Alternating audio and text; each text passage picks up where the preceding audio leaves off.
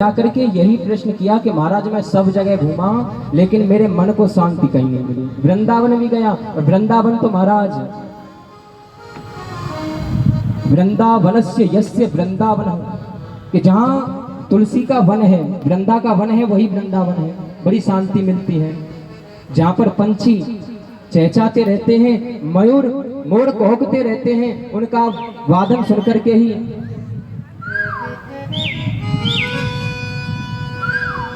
उनकी वाणी सुनकर ही महाराज मन को बड़ा अच्छा लगता है, लेकिन शांति नहीं मिली। लेकिन मुझे महाराज ये बताओ कि सत्कर्म क्या है? जो मूल प्रयोजन था नारद जी का, मूल प्रयोजन यही है कि सत्कर्म है क्या? मुझे समझ में नहीं आया ये सत्कर्म। तो सनत कुमार हंसने लगे, कह रहे हैं कि नारद जी सत्कर्म आप नहीं जानते। सत्कर्म है, श्रीमद् भागवत कथा को ही सत्कर्म कहा जाता है। सत्कर्म सूचको नूनम।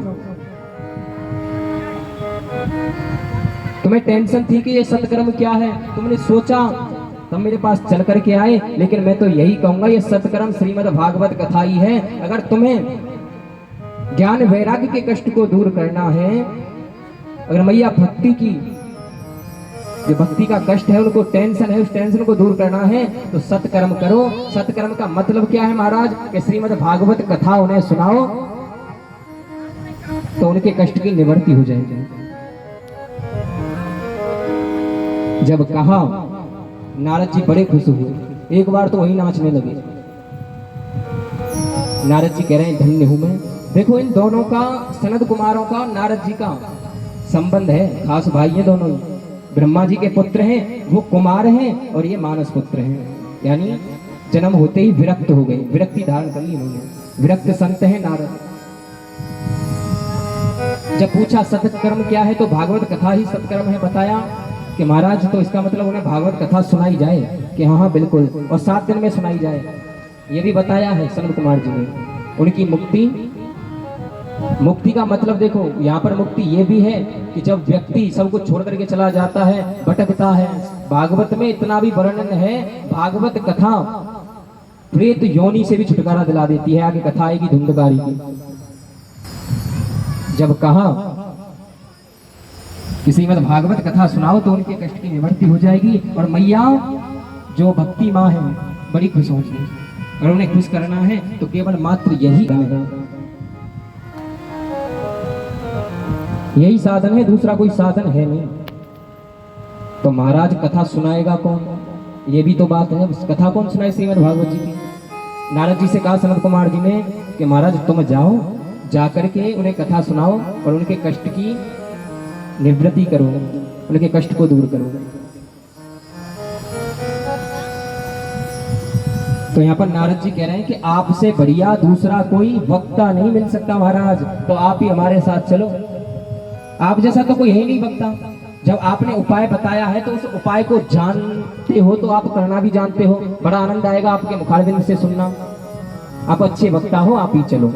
जब नारद जी ने उनसे गुजारिश की, पुकार लगाई, तो महाराज सनत कुमार, सनक, सनंदन, सनातन चारों भाई चल दिए हैं।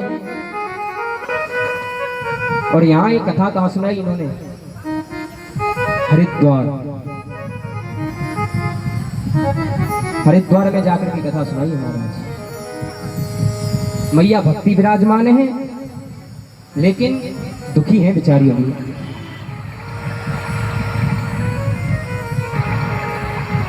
हरिद्वार गंगा मैया जहां उनका भाव है,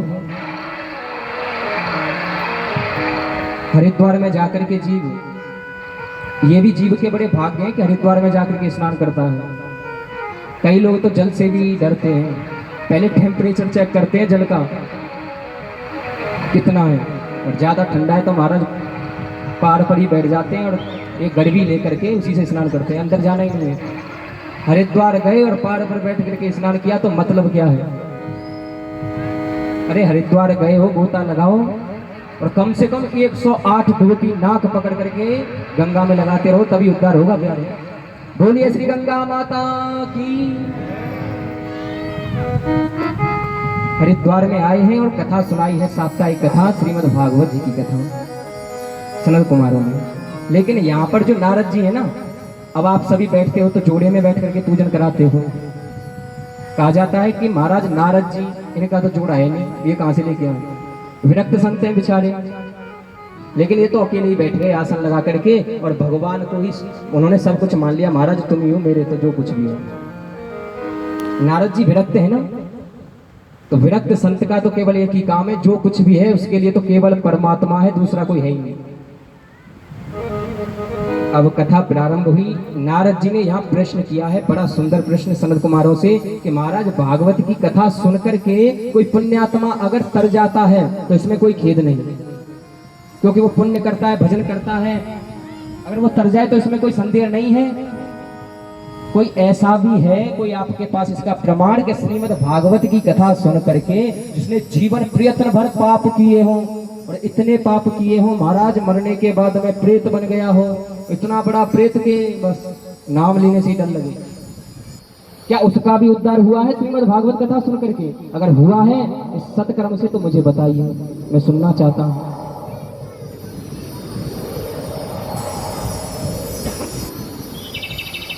तो यहाँ पर कहा कि हाँ नारद जी, बहुत अच्छा प्रश्न है आपका, कि जो जीवन भर पाप करता रहा हो, इतने पाप किए हो महाराज के लास्ट में जाकर के प्रेत बन गया हो, और ऐसा प्रेत बड़ा भयंकर प्रेत, उसकी भी मुक्ति हुई है श्रीमद् भागवत कथा सुन करके।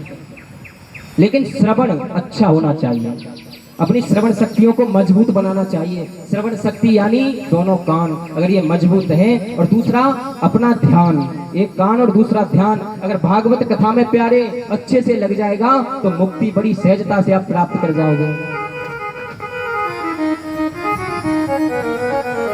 ध्यान और कान कथा में होने चाहिए।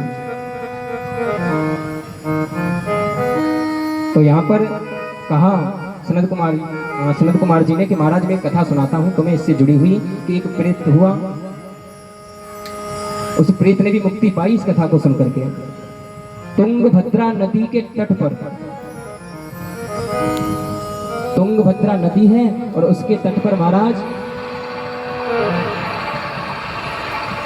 माझा भीतर तुंगभद्रा तटे पूर्वम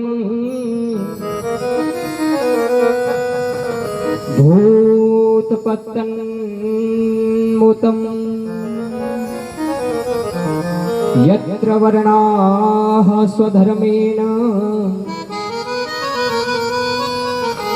सत्य सत्कर्म तत्परा।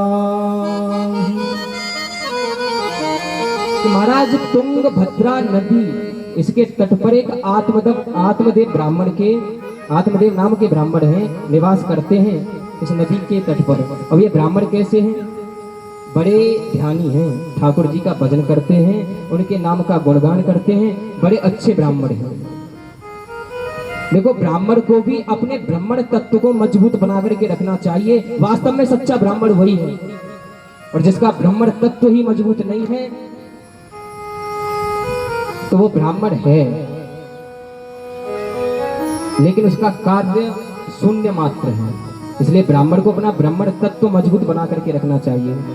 गायत्री मंत्र होता है, गायत्री जो मंत्र है ये ब्राह्मण का ब्राह्मण तत्व का हृदय बताया गया है। गायत्री मंत्र जप करना चाहिए ब्राह्मण को। जो ब्राह्मण गायत्री मंत्र जप करते हैं महाराज, उनके मुख से एक वाणी किसी के लिए निकल जाए कि ये कार्य तुम्हारा होना है, वो 100% होना है, उसमें कोई भी खेद नहीं है। लेकिन जो गायत्री जप नहीं करते हैं, एक दो बार उनकी बात बताई द्वारा जो बताते हैं वो मिथ्या हो सकती है, लेकिन जो ब्राह्मण होगा, संयमी ब्राह्मण होगा, अपने नियम पर हमेशा तत्पर लगा रहे, अपने नियम पर ही बना रहे, अपने नित्य कर्म में नित्य जो सेवा है ठाकुर जी की उसको करता रहे, वो ब्राह्मण अपने ब्राह्मण तत्व को मजबूत बना करके रहता है। ब्राह्मण तत्व यदि देवस्वम परम ब्रह्मस्व स्वरूपणे यदस्त रूपण्य ब्राह्मण्यो हृदय यस्तुच्च गायत्री। ब्राह्मण तत्व की जो गायत्री जप है ये हृदय है ब्राह्मण तत्व का। इसलिए अपने हृदय को, अपने ब्राह्मण तत्व के हृदय को, ब्राह्मण को मजबूत बना करके रखना चाहिए।